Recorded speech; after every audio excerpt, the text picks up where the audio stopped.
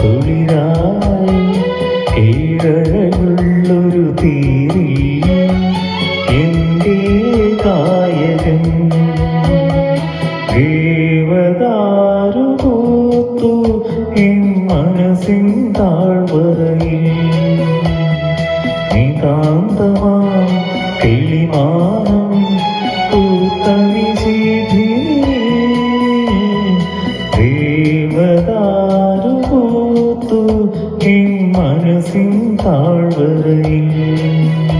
N